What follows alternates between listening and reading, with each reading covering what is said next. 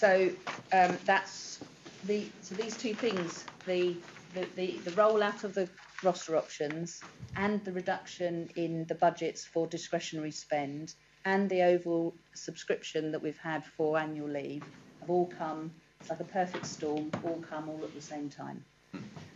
So I would hope that we as an organisation and we as a board do not judge that it's roster options that have been the cause of all this. It is a contributory factor, and it is something that's very, very dear to all members of our staff, so we need to make sure we get it right. But it is not the only factor by itself. So where we're taking this next, I'm happy to pause there if that would be helpful, if anyone had any questions on that. Why don't you just quickly Okay, sorry, I'm going into a bit more, too much detail. I didn't know how much detail the board wanted. I know it was an important subject for our staff and the board as well. Don't worry, it's fine.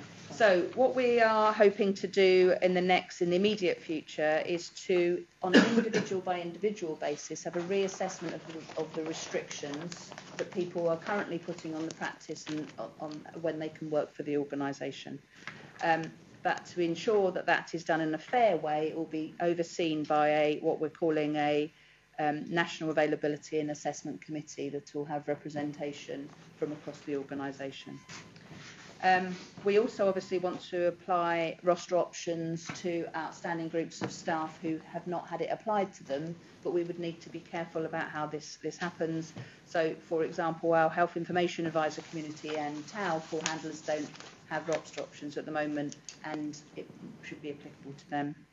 We also want to establish a roster options working group. So whilst we want to continue to have this as business as usual activity, we want to have a project group that governs the making sure that the right stakeholders are involved in taking this work forward, and then make changes and recommend changes as we go along, so they can be reactive to the service needs and also our staff needs.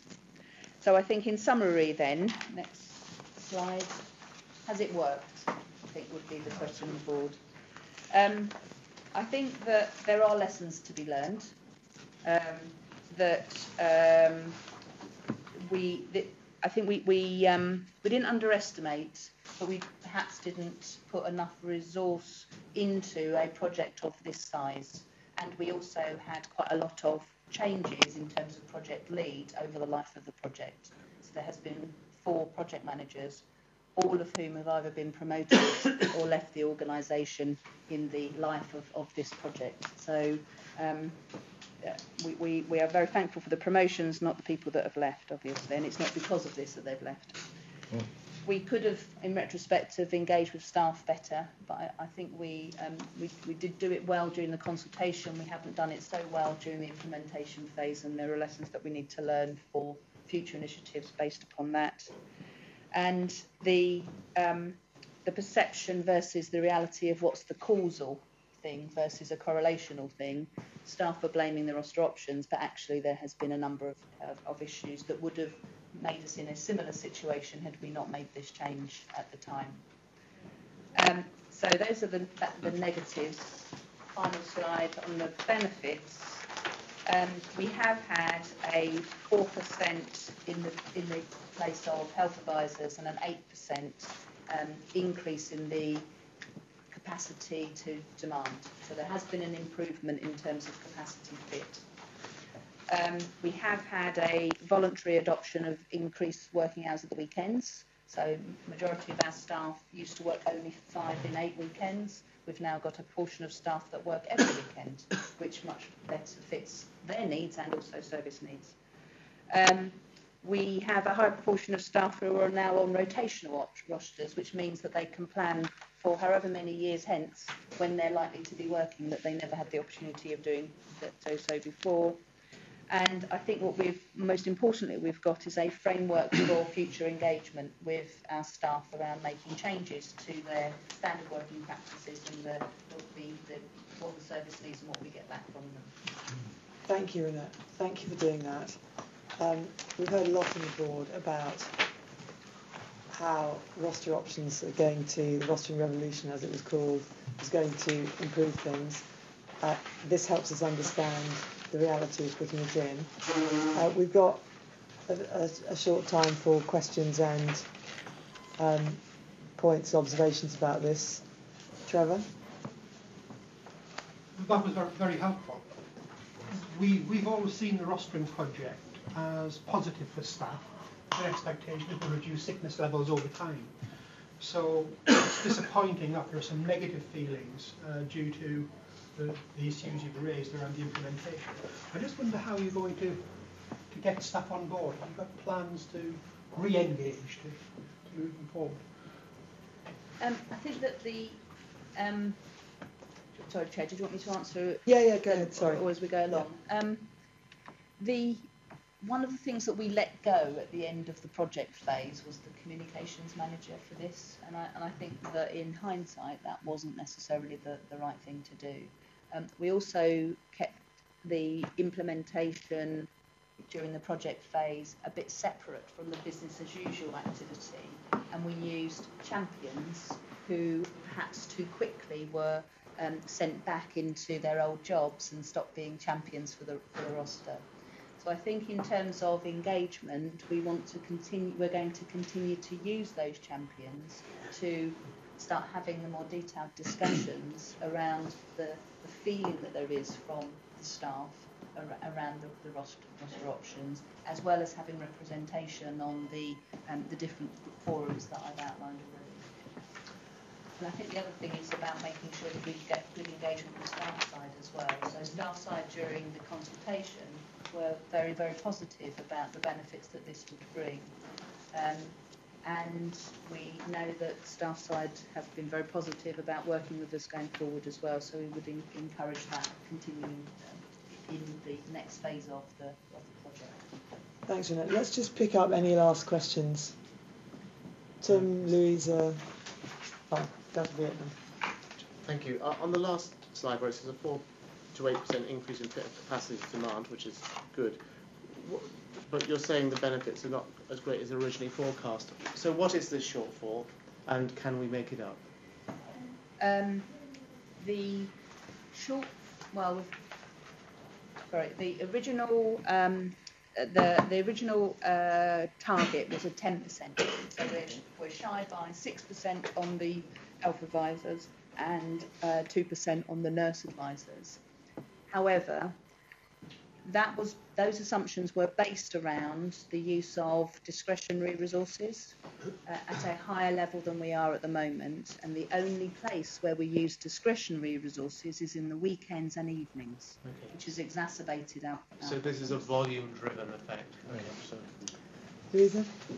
I just want to make sure I understood that the reassessment and, where appropriate, the removal of restrictions. So individual staff they can have restrictions removed from them. Is that right? Through negotiation, yes. So what we've been doing so far is voluntary, where people are voluntarily removing restrictions. What's become clear is we don't have a process of reviewing restrictions. So, as an example, there was a person who had some restrictions in place in terms of when she was prepared to work when her family were young. But now the family have gone to school, she's prepared to work whenever we'd like her to. But the system still had restrictions that were put in place 8 years ago.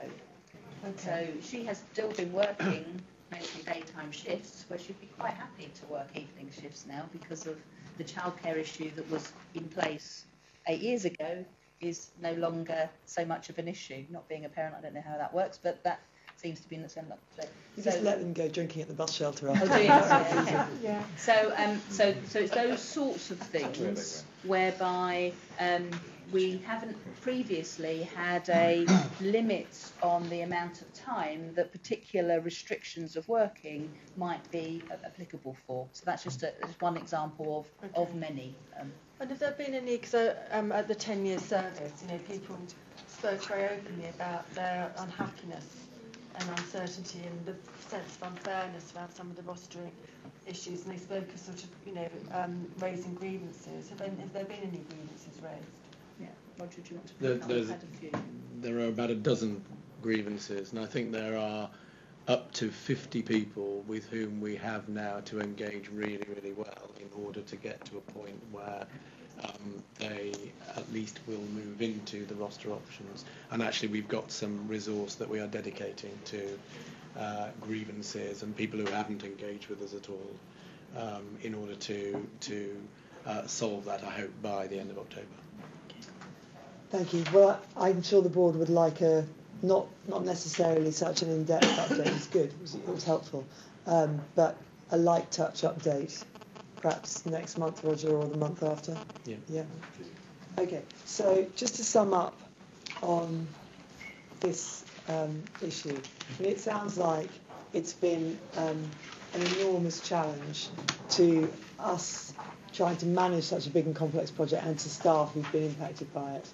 And as you might expect, something which is as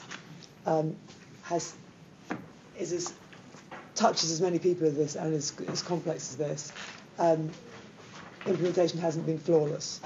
So there's some recognition that there were some areas where implementation might have been better. There is still an opportunity to correct some of that and to reassure people, engage them more through a re-emphasis on the engagement and communication side. I think that was what I heard, Renette. And there are still some people who are not yet comfortably fitted into the new system who are being supported to reach a resolution. And I think the board would like just to keep in touch with this, very keen to understand how successful we are in doing that and how successful we are in delivering all the very high expectations we had around this project. Is that fair?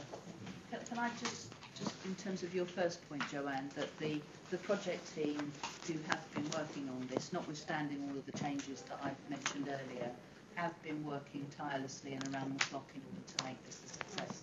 Yeah. And I'm sure that the board would want to send its thanks to Yes, them. we definitely want to do that, and we want to recognise that it's actually very difficult and stressful to implement a project like this, which affects so many people in such a personal way, and I suspect that the project team will have had to have absorbed a lot of anxiety and concern among staff, which can be very difficult to do. So we particularly want to thank them for having done that. And we continue to have absolute.